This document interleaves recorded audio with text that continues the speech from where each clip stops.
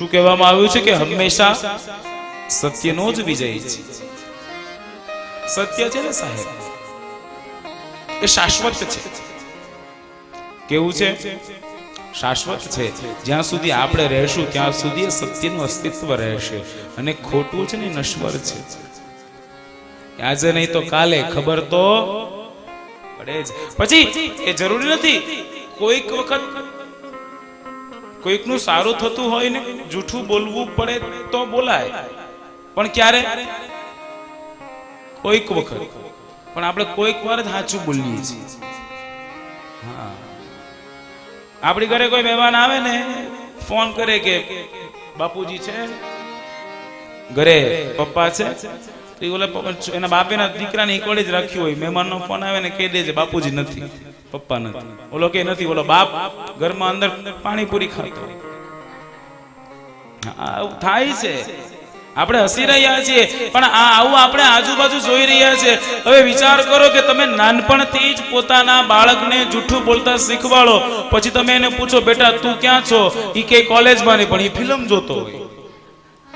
હા, આપણને કે કોલેજમાં છું, પણ એ ફિલ્મ જોતો હોય, કારણ કે આપણે શીખવાડ્યું છે. એક ગામની અંદર સંત આવ્યા. સંતે પૂછ્યું, બધા છોકરાઓને બોલાવીને કીધું કે તમે શું કરો? તો કોઈએ કીધું કે સવારમાં ઉઠીને તમે શું કરો? સંતે પ્રશ્ન કર્યો. છોકરાએ જવાબ આપ્યો. ઘણા બધા છોકરાઓ હતા. એક છોકરાએ કીધું કે હું સવારમાં ઉઠીને ગાંઠિયા ખાવ. બેસી જા. બીજાએ પૂછ્યું, બીજાએ કીધું કે સવારમાં ઉઠીને તું શું કરે? તેણે કીધું હું સવારમાં ઉઠીને ચા પીઉં. ત્રીજા છોકરાને પૂછ્યું કે બેટા તું શું કરે? તો એમ કહેવાય સવારમાં ઉઠીને હું દોડવા જાઉં. સારું કહેવાય. બધાને પૂછ્યું, પણ બાળકનો જવાબ કેવા હોય? એક અંતિમ બાળક હતો. એ બાળકને પ્રશ્ન કર્યો કે બેટા તું શું કરે સવારમાં? ત્યારે એને કીધું કે હું મારા બાપુજીનું, મારા પિતાજીનું અધૂરું કામ પૂરું કરું. એટલે ઓલા મહાત્માને લાગ્યું કે આ બાળકમાં થોડું સંસ્કાર છે, આની પાસે હજી વાત કરવા જેવી છે. એને પૂછ્યું બેટા શું અધૂરું કામ પૂરું કરે? ઓલા સંતને એમ કે કદાચ એના ઠાકોરજીની પૂજા કરીને એનો બાપ ઉતાવળમાં નીકળી જતો હશે તો આ એને ભોગ લગાડતો હશે. પૂછ્યું બેટા તું શું અધૂરું કામ તારા બાપુજીનું પૂરું કરે? ત્યારે ઓલા છોકરાએ જવાબ આપ્યો કે મારા પપ્પા હવારમાં જે અડધી બીડી પીને જાય ને એ ફેંકી જાય, હું પૂરી કરું. કીધું કાંઈ કર્યું કશું, આંખનું કાજલ ગાલે કશું. સાહેબ એટલે જ કહું, બાળક પોતાના માના ઉદરમાં હોય ને ત્યારથી એના પરિવારમાં કાળજી રાખવાની શરૂઆત કરવી જોઈએ. સાહેબ આપણે જોઈએ છીએ પરીક્ષિત મહારાજ ઉદરમાં હતા ત્યાં શીખી ગયા. અભિમન્યુ એ પણ ઉદરમાં હતા. 6 કોઠાના યુદ્ધમાં પણ અભિમન્યુને 7મા કોઠાનો યુદ્ધ ખબર નથી પડી ને એની પાછળનું કારણ કે એમના માં સૂઈ ગયા. માં સૂઈ જાય એટલે બાળક સુધી એ ચેતના પહોંચે નહીં. એટલે તમે શું કરો છો ને એની અસર પેલા અંદર રહેલા બાળક પર થાય. એટલે એને બચપણથી જ સારા સંસ્કાર શીખવાડો. બચપણથી જ શું કરે ખબર? હમણાંની માવડીઓ, આ પ્રમુખ ગ્રીન્સની વાત નથી હો, આ પાકિસ્તાનની. એટલે તમે પાછા કહેશો કે અમારી વાત ક્યાં કરે, તમે બધા બહુ ડાયા છો. પણ શું કરે ખબર?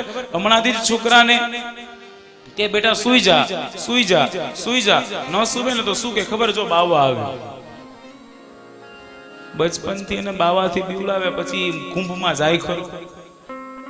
એકલા ને નાગા બાવા આટા મારતા હોય, હા અઘોરીઓ આટા મારતા હોય, શરીર પર ભભૂત લગાવેલી હોય, કોઈને પગ સુધી લટકતા કેશ હોય,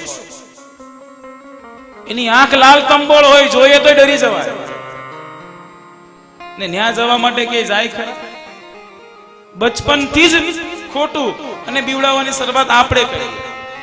ક્યાં તો બાવાથી બીવડાવે, નહીં તો શું કે ખબર? સુઈ જા, કૂતરો આવ્યો. સાચી વાત કે? સુઈ જા, કૂતરો આવ્યો. અને તોય નો સુવે ને તો પછી શું કે ખબર? ઓલી બેન પોતાના હસબન્ડ ને બોલાવે, સાંભળો છો? ઓલો તૈયાર જ હોય, દોડતો દોડતો આવે, બોલાવે, અહીંયા આવો, એક કામ કરો. શું? આપણો છોકરો સૂતો નથી, એક કામ કરો ને, જરા કૂતરા જેવો અવાજ કાઢો ને. ઓલો મરદનો દીકરો કાઢે, હા, કૂતરાનો અવાજ કાઢે ને. જેવો કૂતરાનો અવાજ કાઢે, ઓલી એની માં પોતાના દીકરાને કહે, સુઈ જા, આવ્યો. હવે બચપનથી જ એને તમે આ ડર શીખવાડો સાહેબ. પછી ये धरती वो जहां ऋषि मुनि जपते हरि नाम की माला. અહીંયાનો એક એક બાળક કોણ છે? यहाँ हर बालक एक मोहन है. ને પ્રત્યેક બાળક સ્ત્રી કોણ છે? રાધા એક એક બાલા. તમે એ આપણો ભારત દેશ છે.